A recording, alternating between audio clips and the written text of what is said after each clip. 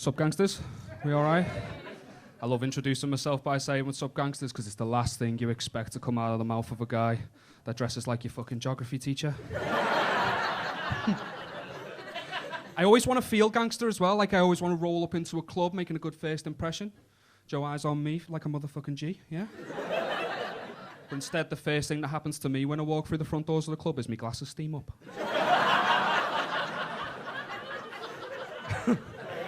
So I can't see fucking anything, right? So instead of feeling like 50 Cent, I feel like Velma Dinky from Scooby-Doo. I can't see without my glasses, it's ruining me street cred. I can't help but feel as well like the club itself knows, right, that I'm a nerd, and it knows that I don't belong there. So it's just picking on me for trying to join in with everyone else. Like I've walked out of a nightclub with a giant sweat patch on my back shaped like a cock. Like some sort of high school prank. Do you know how humiliating it is to be bullied by a fucking building? Bouncers as well, like I don't really have a good track record with bouncers. I was on a night out once and the lights came on at the end of the night, which is like the polite way of like saying fuck off home already. Right. So I thought I'd like beat the crowd and go to the toilet first, but before my hand could even touch the handle on the toilet door, this bouncer just swooped in front of me with a face so aggressive it looked like a half-eaten bowl of fucking pedigree chum. It was just fucking meat everywhere, right? And he just picks me up and throws me over his shoulder, which is not an easy fucking thing to do. And he starts walking towards the back doors, right? My arms and legs were like dangling everywhere. I felt like Woody from Toy Story. But there wasn't a snake in me boot, just fucking piss, because I was terrified, right? So he kicks down the double doors and he throws me to the floor, and my survival instincts kick in. So I get on my knees and I open my mouth.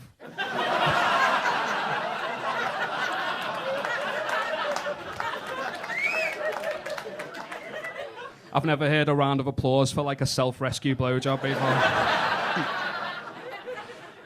And I was prepared for the worst, right? But instead, he just picked me up. He like pulled back, ready to punch, and then just bitch slapped me right across the face. Like I wasn't even worth the punch.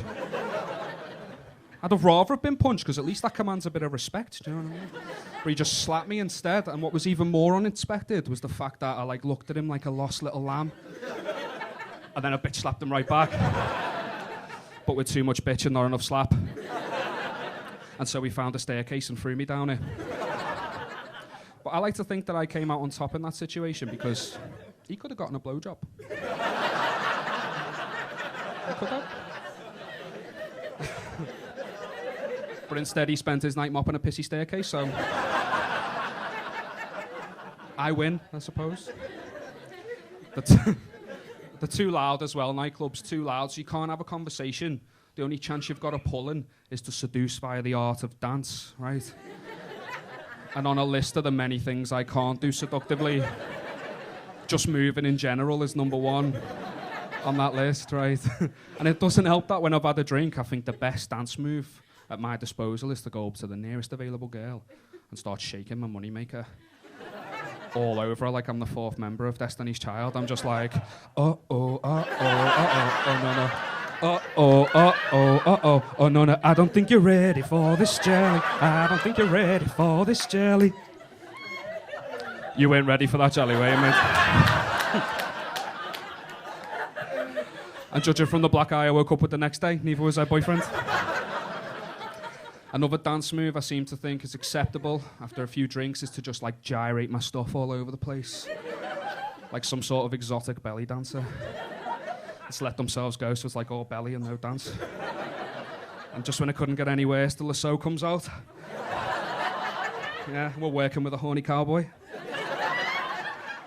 And the idea is that I swing the lasso to the rhythm and I ensnare a lucky girl in the crowd. Sorry, mate.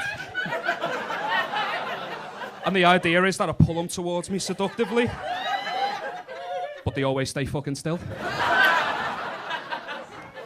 So it turns into a desperate cowboy as I start aggressively humping myself towards the poor girl as she looks for any opportunity whatsoever to escape, but there's no escape. I'm pretty sure I owe you a drink because some spit probably flew off my tongue. I'm sorry about that. So it's probably for the best that I do quit nightclubs altogether before I end up on the sex offenders register. Yeah. I blame my parents for the way I am. I blame them because it was like they read the same parenting handbook, but like applied different morals to it. It's like my mum, she was on Slimming World, and she treated sweets like they were drugs. She was, it's like, don't let me catch you bringing that shite into this house. Whereas my dad was a Scouser, so he treated drugs like they were sweets. It's like, if I catch you bringing that shite into this house, you best believe you're gonna be fucking sharing it.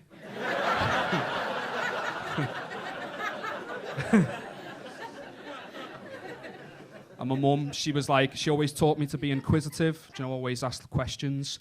Don't worry whether it's a stupid question, and she'll always give me an honest answer.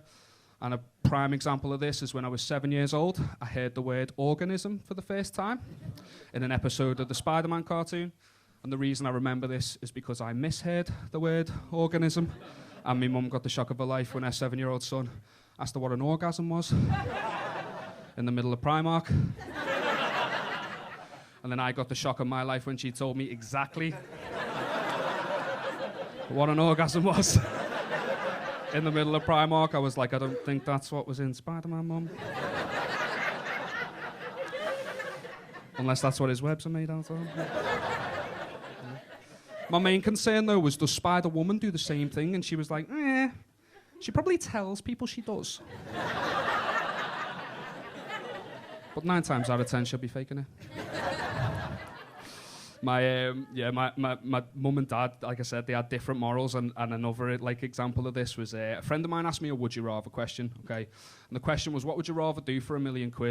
Would you rather A, slap a random girl on the arse as she walks past you in the street, or B, bum your dad? And they're 2 dramatically different situations, right? To get £1 million. One of them a lot easier than the other, and that is bum your dad. Yeah, because to slap a random girl on the ass as she walks past you in the street, that's not okay. That's sexual assault, right? But I know my dad. Yeah. And I know if there was £1 million on the line, he'd let anyone bum him. In fact, I think he'd be relieved that it was his son. Because we actually share an emotional connection. And I'd be gentle, of course. At least that's what I'd tell the prick. I'm going to leave you guys tonight on one of the most traumatizing moments of my life. My parents, when I was growing up, was sexually active, right? It's horrible, that, isn't it? Right? And when they used to talk about their sex life in code, and when I was a kid, it was fine, it goes over your head, like, you don't know what hide the sausage means, But as you get older, the code gets easier to figure out, right? And I once overheard my mum say to my dad that if he was a good boy, this is horrible, right? That if he was a good boy, she would let him pot the brown.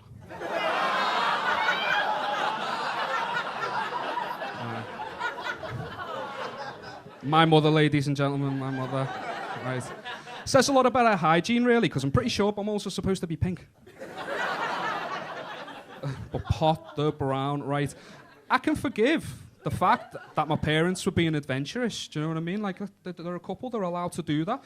But what I can't forgive is that I can't even watch a game of televised snooker.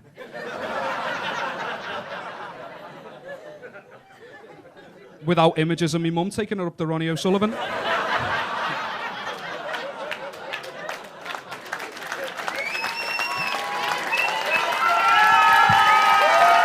I've been Liam Tuffy, thank you.